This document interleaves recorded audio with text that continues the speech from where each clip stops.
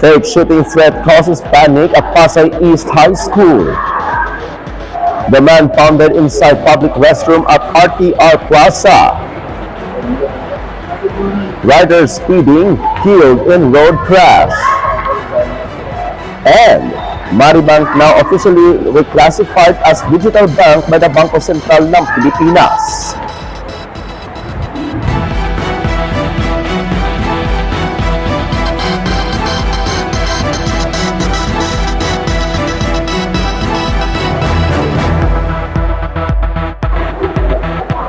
Hello kasadya, I'm Apolinario Freddy Dignadisi Valencia and welcome to the special edition of Philippine Headlines.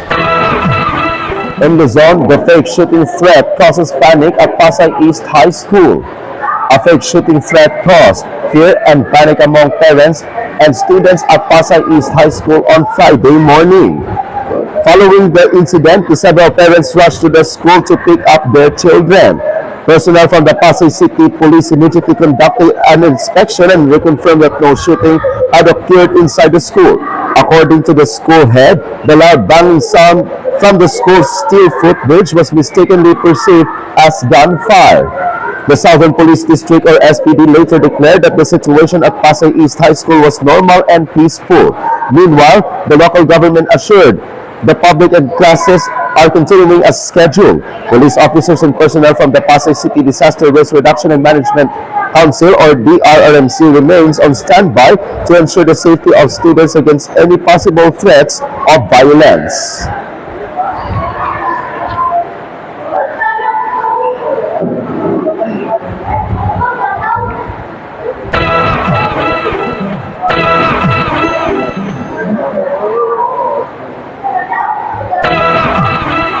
In Visayas, the man found dead inside public restrooms at RTR Plaza in the city of Tacloban. A man was found dead inside the public restroom at RTR Plaza in Barangay 6 in the city of Tacloban in the province of Leyte on the evening of July 22.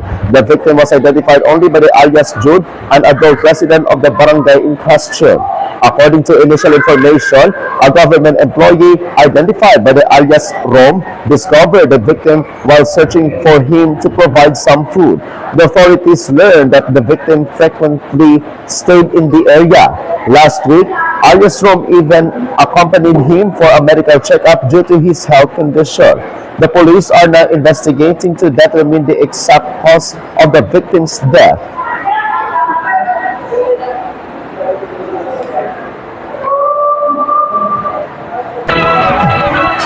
In Mindanao, the rider speeding killed in road crash in the municipality of Maramag. A motorcycle rider died after sustaining severe injuries when his motorcycle collided with a tricycle along Sayre Highway in Purok 3 in North Poblacion in the municipality of Maramag, the province of Bukidnon at around 9 p.m. on July 22 this year. The victim was identified only by the alias Bonbon, 23 years old. Meanwhile, the tricycle driver and one passenger were also injured but were reported to be in stable condition. According to the police investigation, the tricycle was traveling from Purok 5A in North Poblacion in Maramag toward Barangay Base Camp in Maramag. The motorcycle, on the other hand, was coming from Barangay Panagtalan and heading to Purok 5A. Police said the motorcycle was traveling at a high speed along the middle lane of Sayre Highway when it reached the area and crashed into the front portion of the tricycle. Due to the impact, the motorcycle rider was thrown off his bike and suffered critical injuries. He was immediately rushed to the hospital but was declared dead on arrival by the attending physician. The tricycle driver along with the two vehicles involved was taken to the Maramag Municipal Police Station for further investigation.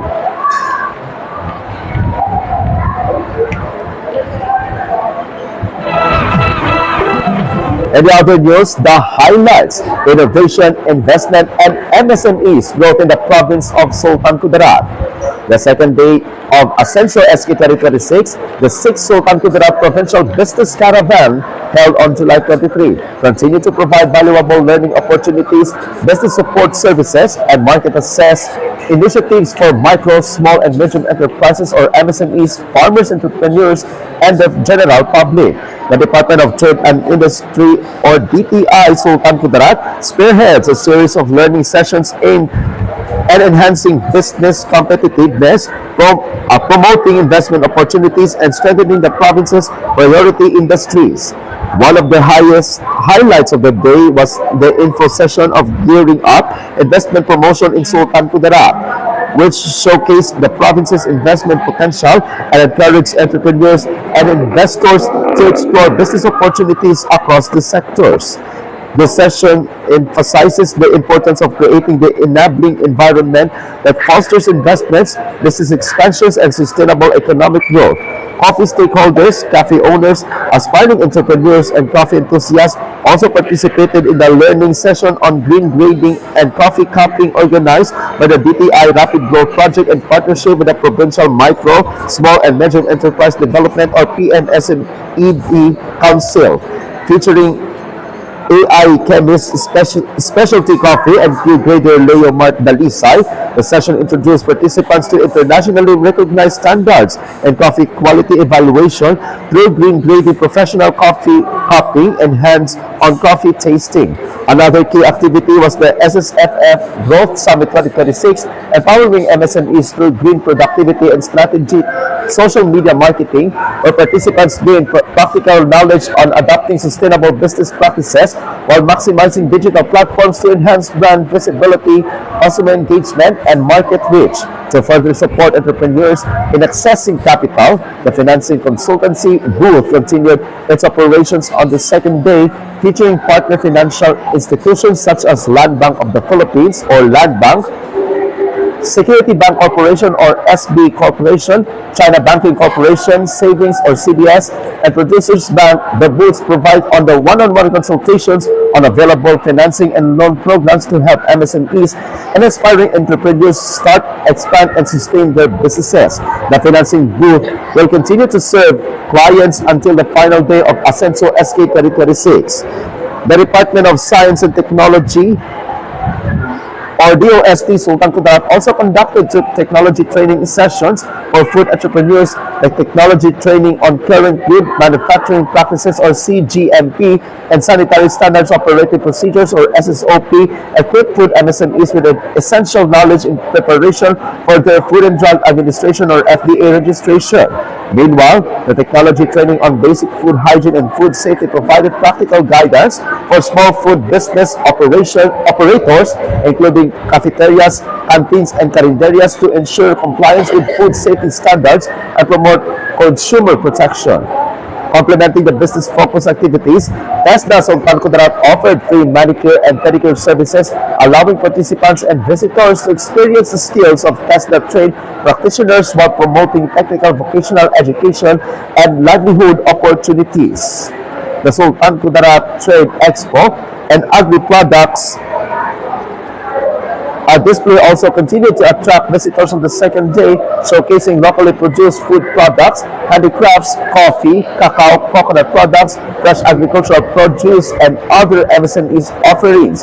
Various government agencies and partner organizations likewise remains open to provide information on business development services, investment opportunities, financing, digitalization, entrepreneurship support, and other government programs. As Ascenso SK 2026 enters its final day, DTI Sultan Kudarat, in partnership with the provincial government of Sultan Kudarat and other participating agencies, remains steadfast in its commitment to empowering entrepreneurs, promoting innovation, expanding marketing opportunities, and fostering a resilient and further ready MSME sector that contributes to the province's inclusive and sustainable economic development.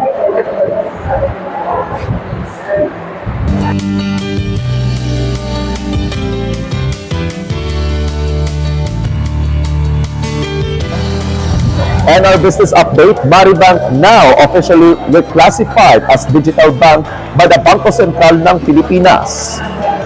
The Maribank has officially become a licensed digital bank after the Bangko Sentral ng Pilipinas or BSP approved its reclassification from a rural bank, formalizing a business model that had already been operating almost entirely through digital channels.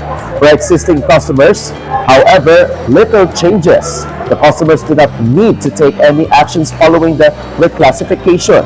Maribank said clients can continue using the app and services as before with deposits of up to 1 million pesos, remaining insured by the Philippine Deposit Insurance Corporation or PDIC.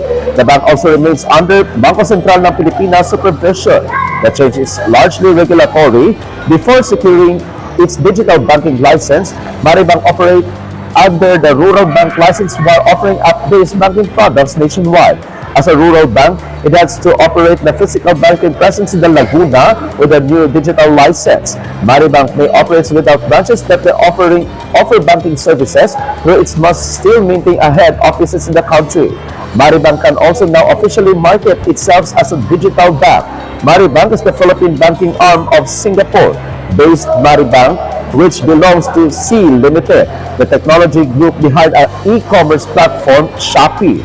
The company rebranded from Bank Philippines to Maribank in 2025. One feature that helped Maribank stand out in its early years was its unlimited free fund transfers, which came well before many larger banks dropped their transfer fees. That advantage has since narrowed this recent weeks after the Bangko Sentral ng Pilipinas pushed banks to drop their transfer fees. Hello Kasadja, we are here at the provincial capital of Sultan Kudarat, where the Department of Trade and Industry or DTI Sultan Kudarat is conducting the Ascenso SK 2026. This is the last day of the event. And that is the special edition of Philippine Headlines this Friday, July 24, 2026. I'm Apolinario, Ferdi Dignadi Valencia, and this is Salakot Online Broadcasting Network. Abing Kasadja.